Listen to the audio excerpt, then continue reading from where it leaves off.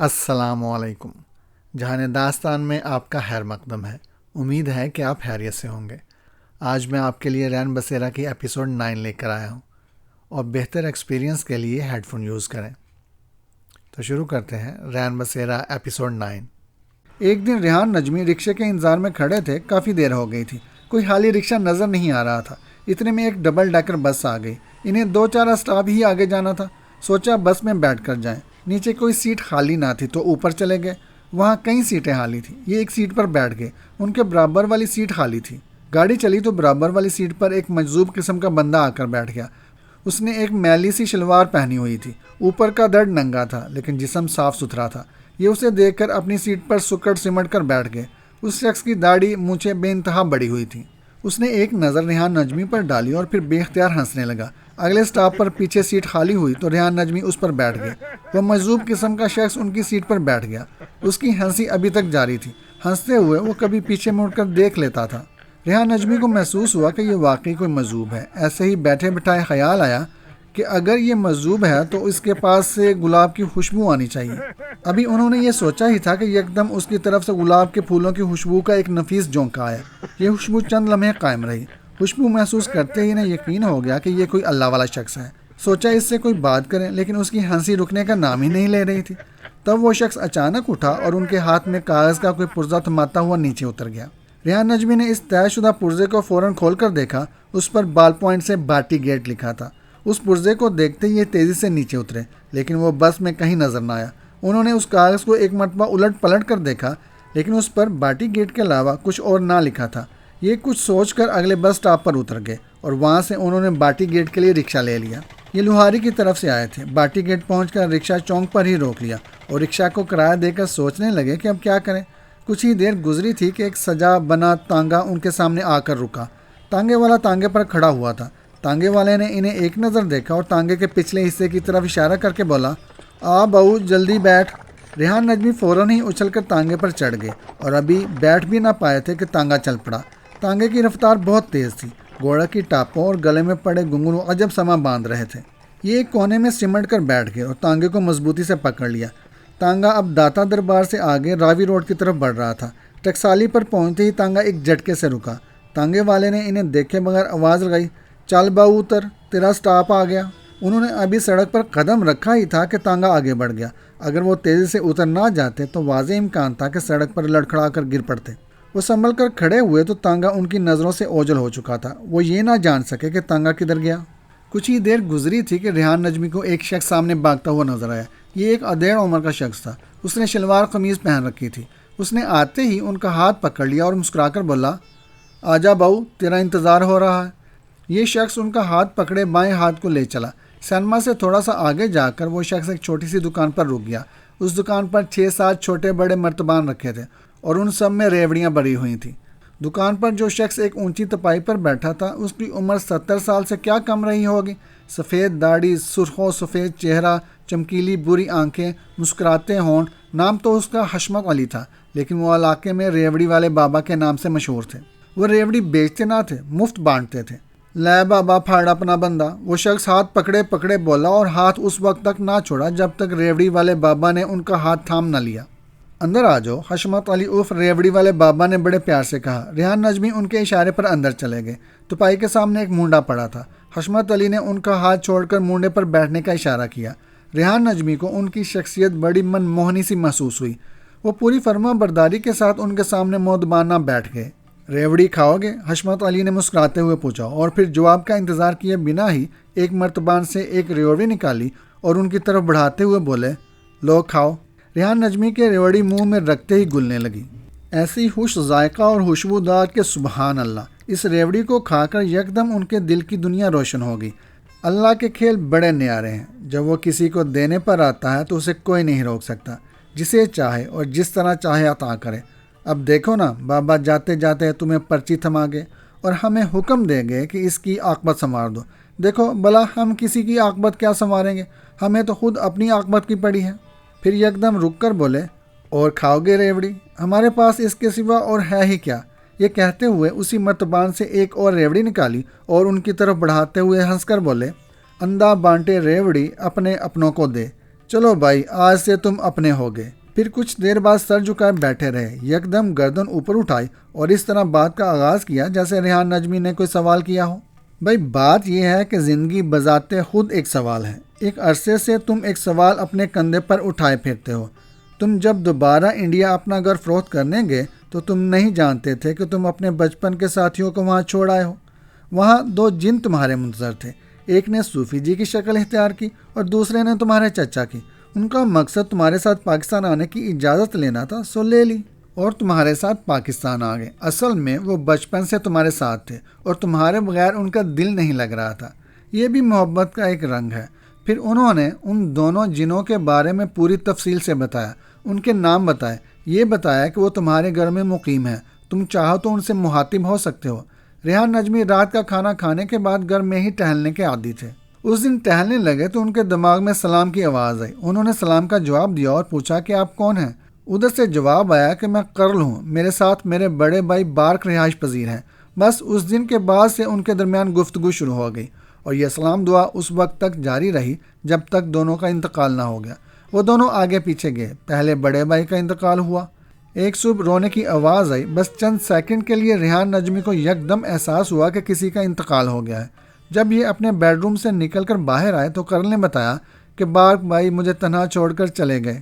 چند دنوں کے بعد کرل بیمار ہو گئے۔ انہوں نے اپنے بھائی کی موت کا شدت سے صدمہ لیا۔ ایک ماہ بعد ہی وہ بھی چل بسے۔ ایک صبح پھر ویسے ہی رونے کی آواز آئی۔ یہ باہر نکلے تو بارک کے بیٹے نے بتایا کہ چچا کرل کا انتقال ہو گیا ہے۔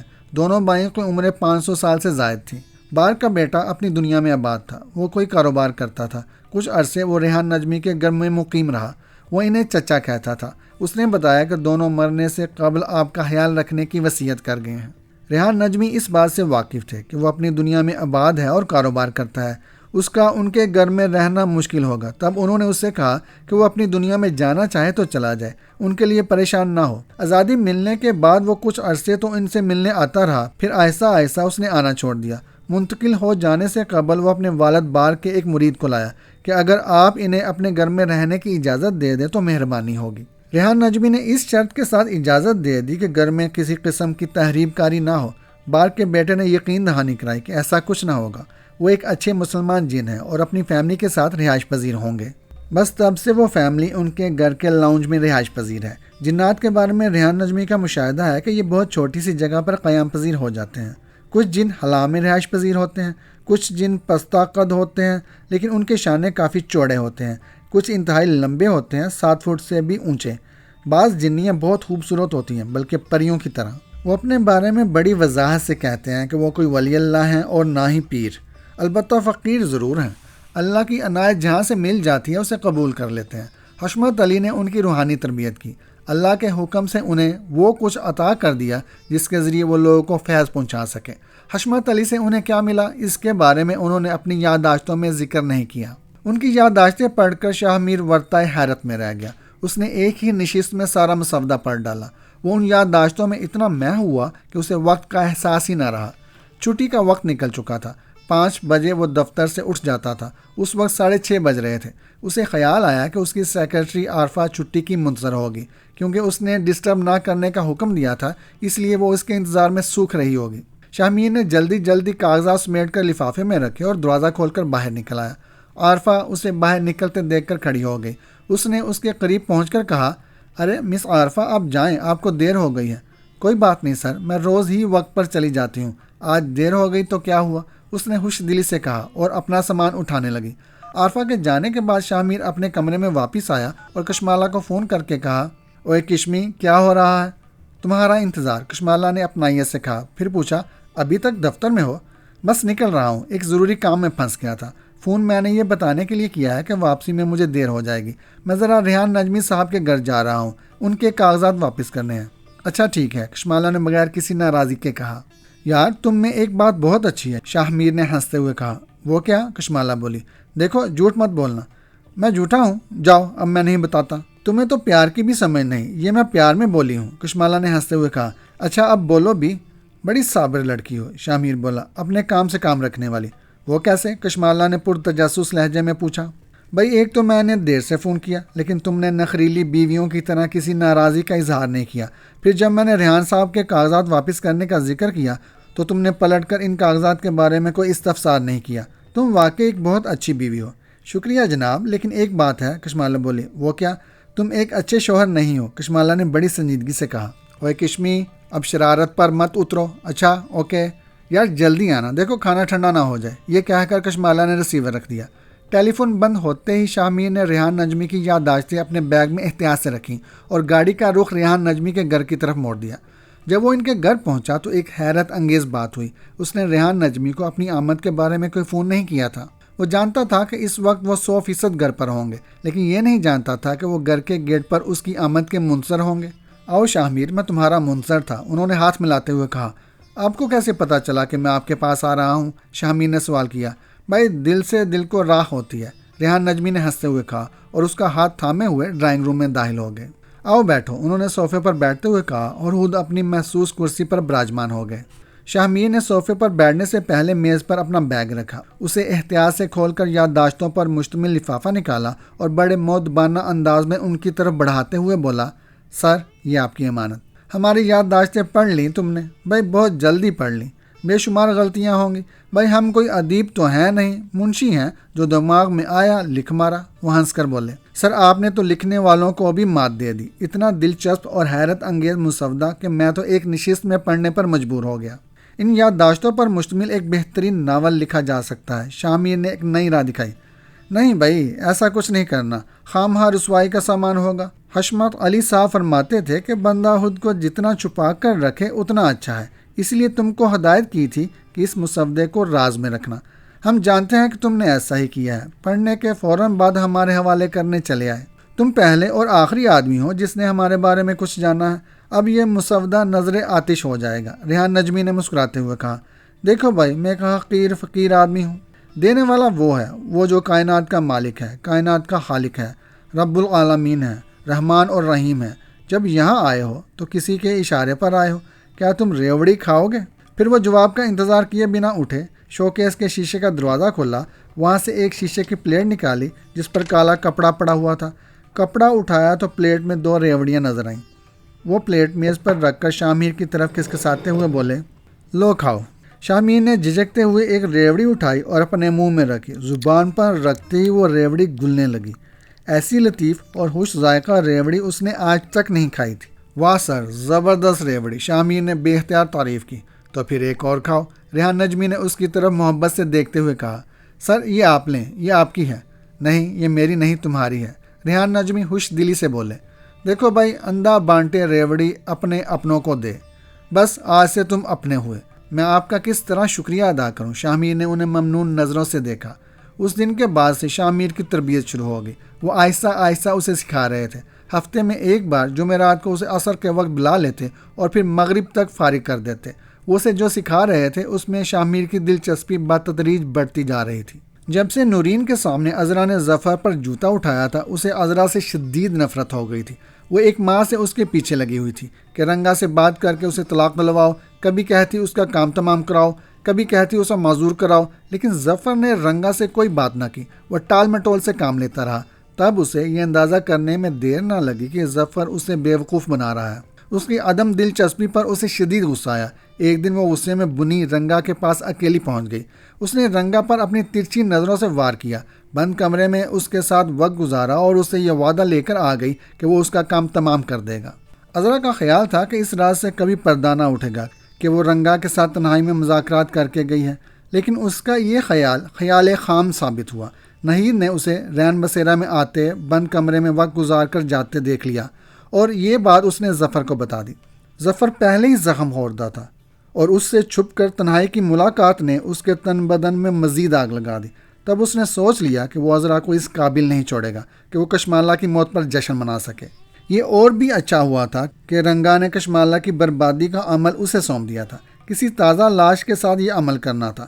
اس نے سوچ لیا تھا کہ وہ قبرستان جائے گا اور نہ آئندہ اسے رین بسیرا آنے دے گا. اس کا جی تو یہ چاہ رہا تھا کہ وہ رات کو گھر پہنچ کر اس کا کام تمام کر دے، لیکن وہ کسی جلد بازی کا شکار نہیں ہونا چاہتا تھا. وہ بڑے صبر و تحمل کا آدمی تھا. جو کرنا چاہتا تھا سوچ سمجھ کر کرتا تھا. وہ نہید کو مہرہ بنانا چاہتا تھا. اس کے بغیر کوئی منصوبہ کامیاب نہیں ہو سکتا تھا۔ نورین کو رنگا نے اپنے عمل کے زور پر رین بسیرا کھینچ بلایا تھا۔ آہستہ آہستہ عمل کے اثرات کم ہو رہے تھے۔ وہ رنگا کے چنگل سے نکلنا چاہتی تھی، لیکن اب وہ بے آسرا ہو گئی تھی۔ پہلے اس کا باپ اس کی طاقت تھا، لیکن اب وہ طاقت ناکارہ ہو گئی تھی۔ اس کا باپ یہ شہر چھوڑ کر جا چکا تھا۔ جب رنگا نے نورین کو عمل کے زور پر پکڑ بلایا تھا تو اس کا باپ فضلو ساتھ آیا تھا اور وہ خوشی خوشی اسے چھوڑ کر چلا گیا تھا۔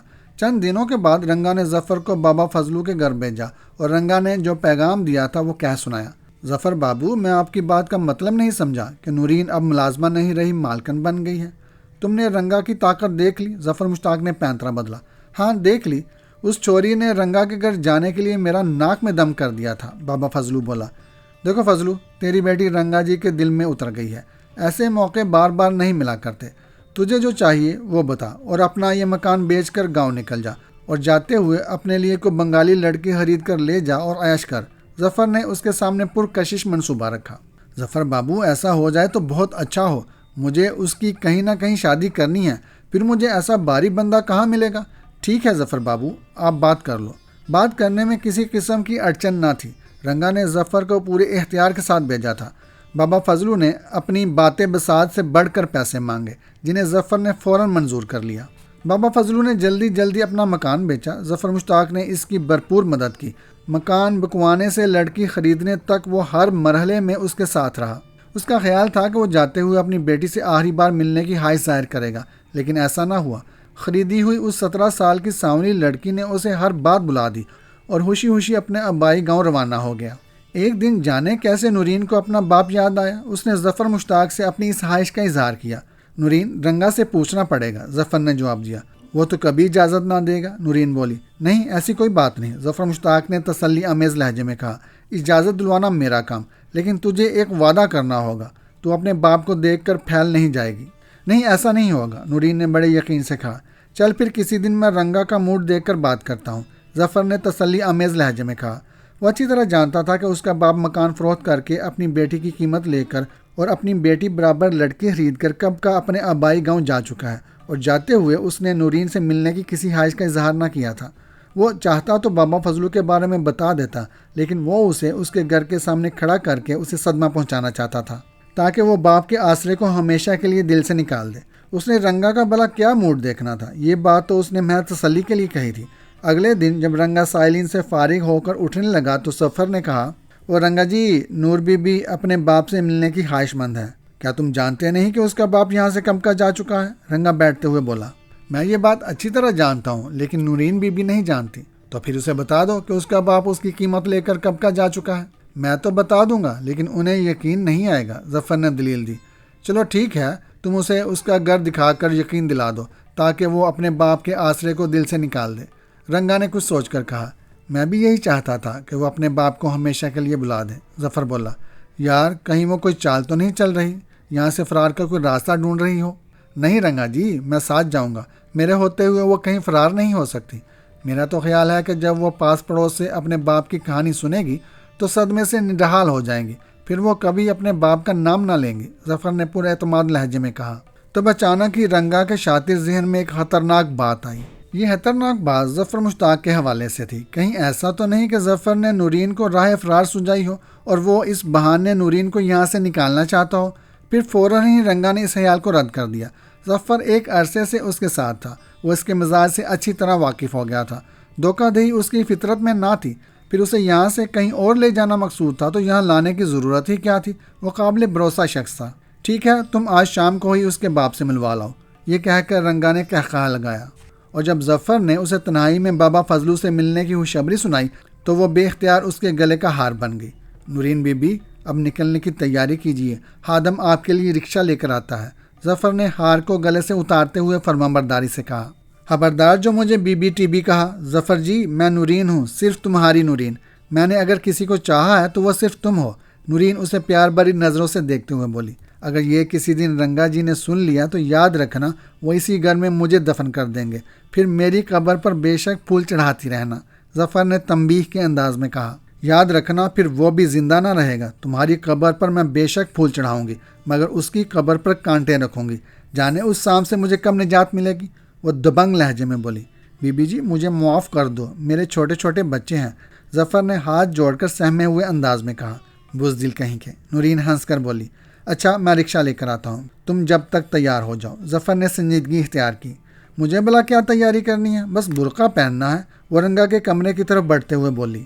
اچھا میں رکشہ لے کر آتا ہوں، تم جب تک تیار ہو جاؤ۔ ظفر نے سنجیدگی اختیار کی۔ وہ کافی عرصے بعد اپنے باپ کے گھر آئی تھی۔ وہ خاصی ہوش تھی۔ رکشے کے رکتے رکتے ہی وہ تیزی سے گھر کی طرف بڑھی۔ ظفر اس کے پیچھے پیچھے چلا۔ جب وہ گھر کے قریب پہنچی تو اسے دروازہ چوپٹ کھلا نظر آیا اور اندر سے بچوں کے کھیلنے کی آوازیں آ رہی تھیں۔ اسے بڑی حیرت ہوئی کہ دروازہ چوپٹ کھلا تھا جبکہ اس کا باپ گھر کا دروازہ ہمیشہ بند رکھتا تھا، اور پھر شہر میں کس کے بچے کھیل رہے تھے۔ گھر پر سفیدی بھی ہوئی نظر آ رہی تھی۔ جب وہ دروازے کے مقابل پہنچی تو اسے گھر کا سین پختہ نظر آیا۔ اینٹوں کے فرش پر سیمنٹ موجود تھا۔ اندر بھی پورے گھر پر سفیدی ہوئی نظر آ رہی تھی۔ اس نے سوچا کہ اس کے جاتے ہی بابا نے گھر کا نقشہ بدل دیا۔ وہ بے دھڑک گھر میں داخل ہوئی تو برآمدے میں رکھے پلنگ پر ایک جوان عورت بیٹھی نظر آئی جو اسے دیکھتے ہی کھڑی ہو گئی۔ بچے بھی اپنا کھیل بھول کر اسے دیکھنے لگے۔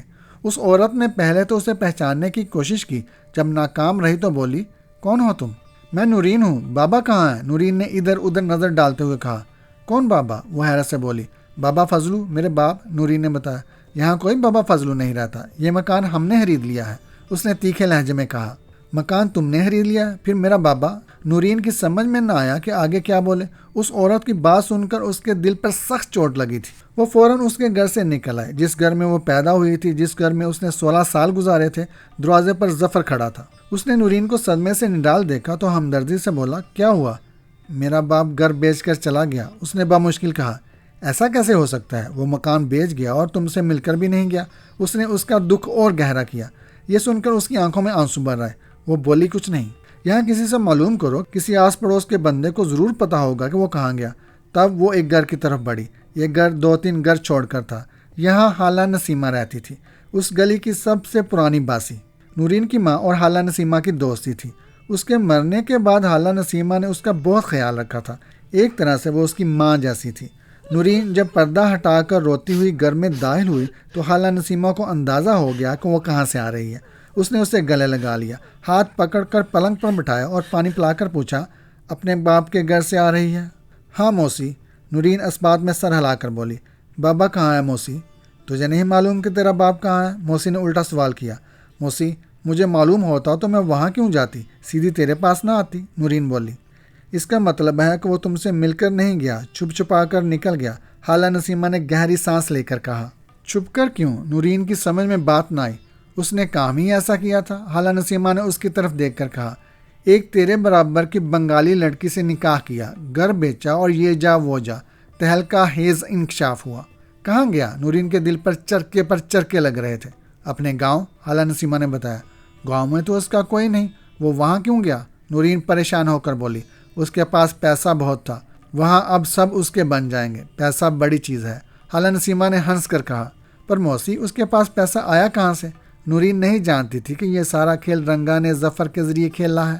اس کے عوض اتنی رقم اس کے باپ کے ہاتھ پر رکھ دی تھی کہ وہ دولت کے نشے میں جھومتا کم سن لڑکی کے سہارے یہ علاقہ چھوڑ کر چلا گیا۔ اس کا جواب تو دے گی، اس نے ضرور تیری قیمت لی ہوگی۔ خالہ نسیمہ نے اس کی آنکھوں میں دیکھا۔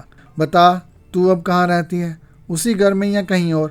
اس نے تیرے بارے میں ہم سے یہی کہا تھا کہ میں نے اس کی شادی کر دی ہے۔ شادی؟ وہ انتہائی تلخی سے بولی۔ ایسے ہوتی ہے شادی؟ دیکھنے میں تو خوشحال لگ رہی ہے، ایسے کپڑے تو زمیندارنیوں کے ہوتے ہیں۔ کیا تیرا مالک کسی علاقے کا زمیندار ہے؟ موسی، تجھے سچ بتاؤں کہ میرا مالک کون ہے؟ نورین کی آنکھوں میں نفرت اتر آئی۔ ہاں بتا، خالہ نسیمہ بولی۔ میرا مالک ایک سانپ ہے، سانپ، میں ایک سانپ کے ساتھ رہتی ہوں۔ یہ کہتے ہوئے بے اختیار اس کی آنکھوں میں آنسو آ گئے۔ کیا کہہ رہی ہے تو؟ خالہ نسیمہ نے اپنا دل تھام لیا۔ موسی، اگر تو اس کی شکل دیکھ لے تو بے ہوش ہو جائے، نورین آنسو پوچھتے ہوئے بولی۔ اوہ، وہ کرتا کیا ہے؟ خالہ نسیمہ نے پوچھا۔ دوسروں کی زندگیاں برباد کرتا ہے، جادوگر ہے وہ، نورین نے بتایا۔ ایسے ظالم کے ہاتھ میں کیوں تیرا ہاتھ دے دیا تیرے باپ نے؟ خالہ نسیمہ تعصب سے بولی۔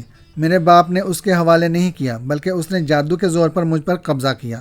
میں اپنی سدھ بدھ بھول کر اس کے قدموں میں جا بیٹھی۔ موسی، میں اس کے گھر میں ملازمت کرنے گئی تھی، بس اس کے گھر جانا ہی غضب ہو گیا۔ اب روتی ہوں اپنے کرموں کو۔ چھوٹی تھی تو ماں چلی گئی، اب بڑی ہوئی تو باپ چلا گیا، میں جنم جلی آگ میں جھلسنے کو تنہا رہ گئی۔ موسی میں کیا کروں، تو نہیں جانتی کہ میں کس آگ میں جل رہی ہوں۔ میں روز رات کو ڈسی جاتی ہوں۔ اس پر جنون کسی کیفیت طاری ہو گئی تھی، وہ اسی کیفیت میں بولے چلی جا رہی تھی۔ اس کے جسم پر لگے زخموں کے منہ کھل گئے تھے۔ پھر یکدم اسے خیال آیا کہ وہ کس کے سامنے بیٹھی ہے، کہاں آئی تھی، اور گھر کے باہر کوئی کھڑا اس کا انتظار کر رہا ہے۔ اچھا موسی میں چلتی ہوں، تجھے مفت میں پریشان کیا، وہ اٹھتے ہوئے بولی۔ ارے بیٹھ تو، ایسے کیسے اٹھ کر چل دی، کچھ کھا پی کر جا، کوئی ساتھ آیا ہے اسے بھی اندر بلا لاتی ہوں۔ نہیں موسی اب میں چلوں گی، گلی میں رکشہ کھڑا ہے، میں پھر کسی دن آؤں گی تجھ سے ملنے، سارا دن تیرے ساتھ رہوں گی، اب تیرے سوا اس دنیا میں میرا ہے ہی کون، وہ اداسی سے بولی۔ اچھا پھر ضرور آنا، میں تیرا انتظار کروں گی، خالہ نسیمہ نے اسے گلے لگاتے ہوئے کہا۔ اگر تیرا بولا بٹکا باپ ادھر آیا تو میں اسے تیرے پاس بھیج دوں گی۔ چھوڑ موسی، جو گیا سو گیا، اس کے انتظار میں کیا بیٹھنا۔ ہاں اسے یہ ضرور کہہ دینا کہ نورین مر گئی۔ نورین دروازے کی طرف بڑھتے ہوئے بولی، اور جب وہ پردہ ہٹا کر دروازے سے باہر آئی تو ظفر مشتاق کو گلی میں اپنے انتظار میں کھڑے سوکھتے ہوئے پایا۔ وہ جلدی سے اس کے قریب ہوتے ہوئے بولی، سوری ظفر جی، سوری۔ کوئی مسئلہ نہیں یار، ظفر نے ہنستے ہوئے کہا۔ کچھ پتہ چلا بابا فضلو کا؟ ہاں سب پتہ چل گیا، نورین بولی۔ میرا باپ مکان بیچ کر یہاں سے ہمیشہ کے لیے گاؤں چلا گیا، ساتھ خرید کر ایک لڑکی کو بھی لے گیا۔ ٹھیک کیا اس نے، آخر وہ کب تک تنہا زندگی گزارتا، سنا ہے رنگا نے اسے مالا مال کر دیا۔ ہاں یہ ٹھیک ہے، تمہارے باپ نے تمہارے عوض ایک باری رقم طلب کی تھی جو رنگا نے دے دی۔ میں کہتا ہوں یہ رنگا کی مہربانی تھی، ورنہ تمہیں وہ اپنے علم کے ذریعے غلام بنا چکا تھا۔ ہاں واقعی یہ رنگا کی مہربانی ہے، لیکن اس کی مہربانی میرے لیے عذاب بن گئی۔ نہ اسے باری رقم ملتی، نہ وہ لڑکی خرید پاتا، اور نہ وہ اونے پونے مکان بیچ کر گاؤں جاتا۔ اسے گاؤں جانے کی کیا ضرورت تھی؟ وہاں کون ہے اس کا؟ ظفر نے پوچھا۔ کوئی نہیں، لیکن اب مال دے کر جانے اس کے کتنے رشتہ دار پیدا ہو جائیں گے۔ چلو پھر گاؤں چلتے ہیں، میں رنگا سے اجازت لے لوں گا، تم مل کر آ جانا۔ ظفر نے ہوا میں تیر چلایا۔ میں تو گاؤں کا نام تک نہیں جانتی، میں وہاں کیسے جاؤں گی؟ ویسے میں نے اس کے پیچھے جانا بھی نہیں۔ جو گیا سو گیا، نورین نے دو ٹوک لہجے میں کہا۔ بابا فضلو نے بڑا ظلم کیا، اسے مل کر جانا چاہیے تھا، آخر کو تم اس کی اکلوتی بیٹی تھی۔ چھوڑیں ظفر جی، اسے مایا دیوی مل گئی، ساتھ ایک کالی دیوی مل گئی، پھر بیٹی کسے یاد رہتی ہے؟ پھر اس نے رکشہ کے نزدیک پہنچتے ہوئے فیصلہ کن انداز میں کہا، میں آج اپنے باپ کے لیے جتنا رو سکتی تھی رو لی، آئندہ تم میری آنکھوں میں اس کے لیے ایک آنسو نہیں دیکھو گے۔ وہ میرے لیے مر گیا اور میں اس کے لیے مر گئی۔ آؤ بیٹھو، رکشے میں واپس چلتے ہیں۔ ایسا نہیں کہتے، بظاہر اس نے ڈانٹنے والے انداز میں کہا، لیکن اندر سے وہ خوش تھا کہ اس نے بابا فضلو کے بارے میں پہلے سے کچھ نہ بتا کر اچھا کیا تھا۔ وہ اس لیے بھی خوش تھا کہ اس نے اسے بے آسرا کر دیا تھا، اب وہ رین بسیرا سے جانا بھی چاہے گی تو نہیں جا سکے گی، اور یہ اقدام رنگا کے نہیں اس کے حق میں اچھا ہوا تھا۔ وہ جس منصوبہ بندی میں لگا تھا یہ اس منصوبہ بندی کا ایک حصہ تھا۔ جب یہ لوگ رین بسیرا پہنچے تو رنگا غیر متوقع طور پر گیٹ کے باہر کھڑا ان کا انتظار کر رہا تھا۔ اسے دیکھتے ہی ظفر نے اس کی طرف جھک کر دھیرے سے کہا، لو جی آپ کا انتظار ہو رہا ہے۔ نورین نے غصے سے گیٹ کی طرف دیکھا اور بولی، مرتا بھی تو نہیں یہ کالا بندر۔ ظفر نے بڑی مشکل سے اپنی ہنسی روکی، سنجیدہ شکل بنا کر رکشے سے اترا، رکشے والے کو کرایہ ادا کیا اور گیٹ کی طرف بڑھا۔ نورین اس سے 2 قدم آگے تھی۔ اوے نورین، تم لوگوں نے بڑی دیر لگا دی، اس نے گیٹ میں داخل ہوتے ہوئے کہا۔ کیا ہوا، ہو گئی تمہاری باپ سے ملاقات؟ نہیں رنگا جی، نورین مختصر جواب دے کر گھر میں داخل ہو گئی۔ تب ظفر نے جو بیتی تھی اس کا حال کہہ سنایا۔ دونوں دیر تک بڑے کمرے میں بیٹھے باتیں کرتے رہے۔ باپ کا ٹنٹنا ختم کرنے پر رنگا خوش تھا۔ وہ سمجھ رہا تھا کہ ظفر نے اسے باپ کا گھر دکھا کر اس کے حق میں بہت اچھا کیا ہے۔ واہ یار ظفر، تجھے مان گئے۔ رنگا نے اس کے اس کارنامے پر دل کھول کر داد دی تو ظفر مشتاق نے سعادت مندی سے گردن جھکا لی۔ ایک دن ظفر اسی طرح گردن جھکائے اپنی سوچوں میں گم تھا کہ نورین نے ایک ایسی بات کہہ دی کہ وہ خوف زدہ ہو کر اسے دیکھنے لگا۔ وہ بڑے کمرے میں کھانا کھا کر اور چائے پی کر رنگا کی نشست پر بیٹھا سوچوں میں گم تھا۔ رنگا اپنے کمرے میں سویا پڑا تھا۔ وہ دوپہر کے کھانے کے بعد 2-2.5 گھنٹے ضرور سوتا تھا۔ بڑے کمرے کا اندرونی دروازہ کھلا تھا۔ نورین کو معلوم تھا کہ اس وقت ظفر کہاں ہوگا۔ وہ مسکراتی ہوئی اندر آئی اور سیٹی پر ظفر کے برابر بیٹھ کر دھیرے سے بولی، ظفر جی آپ رنگا کو مار کیوں نہیں دیتے؟ ظفر نے گھبرا کر اپنی گردن اٹھائی، خوف زدہ نظروں سے نورین کو دیکھا، پھر کھلے دروازے پر نظر ڈالی اور سرزنش کے انداز میں بولا، نورین یہ تم کیا کہہ رہی ہو؟ دروازہ کھلا ہے، اگر رنگا نے یہ بات سن لی تو وہ ضرور مجھے مار دے گا۔ ارے وہ بے خبر سویا پڑا ہے، وہیں سے آ رہے ہوں اس لیے دروازہ کھلا چھوڑ دیا، کیا بند کر دوں؟ یہ کہہ کر وہ اٹھنے لگے۔ نہیں بیٹھی رہو، یہ حرکت مزید خطرناک ہوگی، اس نے کچھ سوچ کر کہا۔ ظفر جی آپ تو کچھ زیادہ ہی ڈرنے لگے، ایسا بھی کیا خوف؟ وہ ہنستے ہوئے بولی۔ کیوں نہ ڈروں، آخر وہ میرا گرو ہے، ظفر نے مسکرا کر کہا۔ آپ بھی تو اس کے ہاتھ چیلے ہیں، اس کا داؤ اس پر ہی کیوں نہیں الٹ دیتے؟ میں ابھی اتنا ماہر نہیں ہوا۔ ظفر نے اسے بغور دیکھا۔ تو پھر گولی مار دیں؟ میں نے ریوالور الماری میں دیکھا ہے۔ اس نے ایک نئی راہ دکھائی۔ تمہیں آج کیا ہو گیا ہے؟ کس طرح کی باتیں کر رہی ہو؟ ظفر نے سرزنش کی۔ میں اس سے عاجز آ گئی ہوں، اب وہ مجھ سے برداشت نہیں ہو رہا۔ نورین کے چہرے پر اذیت چھا گئی۔ پھر یکدم کسی خیال کے تحت وہ مسکرا کر بولی، ظفر جی آپ مجھ سے شادی کیوں نہیں کر لیتے؟ تم بڑے عجیب ہو، ایک طرف مجھے قتل کی ترغیب دے رہی ہو، دوسری طرف مجھ سے شادی کرنے کی خواہش ظاہر کر رہی ہو۔ ظفر جی میں آپ کی محبت میں مبتلا ہوں، آپ سے شدید عشق کرتی ہوں۔ نورین جی قتل کرنے کے بعد اگر میں پکڑا گیا تو مجھے ہو جائے گی پھانسی، پھر آپ شادی کس سے کریں گی؟ ظفر نے سوال اٹھایا۔ ظفر جی اگر ایسا ہوا تو میں تمہیں پھانسی نہیں چڑھنے دوں گی، قتل کا الزام اپنے سر لے لوں گی۔ نورین نے پوری سچائی سے یہ بات کہی۔ بیوقوف لڑکی، پھر میری زندگی میں کیا رہ جائے گا؟ ظفر نے آدھا سچ بولا۔ پھر میں کیا کروں؟ چلو پھر ہم دونوں مر جاتے ہیں، نورین نے بے اختیار ہو کر کہا۔ نہیں نورین، ہم مرنے کے لیے پیدا نہیں ہوئے، ہم مار کر جینے کے لیے پیدا ہوئے ہیں، لیکن ہر کام کا ایک وقت ہوتا ہے۔ اب ہمیں وقت کا انتظار کرنا ہوگا، صبر کرنا ہوگا۔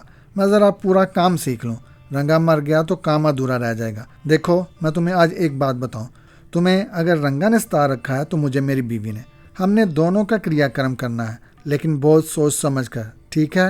ظفر نے اس سے تائید چاہی۔ ہاں ٹھیک ہے، آج میرے دل کو اطمینان ہو گیا۔ میرا خیال تھا کہ میں اکیلی ہی تمہارے پیار میں ڈوبی ہوئی ہوں، لیکن اب پتہ چل گیا کہ عشق کی آگ ادھر ہی نہیں ادھر بھی لگی ہے، اور ہم دونوں کو اپنی اپنی مصیبتوں سے نجات بھی پانا ہے۔ نورین نے اس کے قریب ہوتے ہوئے کہا۔ ہاں یہ کی نا تم نے سمجھداری کی بات؟ ظفر نے اپنے کندھے سے اس کا ہاتھ ہٹا کر اپنے ہاتھ میں لیتے ہوئے کہا۔ سمجھداری کے ساتھ اب یہ احتیاط بھی لازم ہے، ورنہ رنگا کو شبہ بھی ہو گیا تو ہم دونوں کا پتہ نہیں چلے گا کہ کہاں گئے۔ اچھا، نورین ٹھنڈی آنکھ بھرتے ہوئے اٹھ گئی۔ چلتی ہوں، ذرا کچن سمیٹ لوں۔ اس کے جانے کے بعد ظفر نے کھڑے ہو کر اندرونی دروازہ بند کیا۔ بیرونی دروازہ پہلے ہی بند تھا۔ دونوں دروازے بند کر کے وہ قلین پر لیٹ گیا اور سوچنے لگا کہ آئندہ کیا کرنا اور کس طرح کرنا ہے۔ یہ کہانی ابھی جاری ہے۔ یہ کہانی آپ کو کیسی لگی کمنٹ میں بتائیے گا۔ کہانی پسند آئے تو لائک ضرور کیجیے گا۔ ہمارے چینل کو سبسکرائب کر دیں اور بیل آئیکن کے بٹن پہ کلک کر دیں۔ شکریہ۔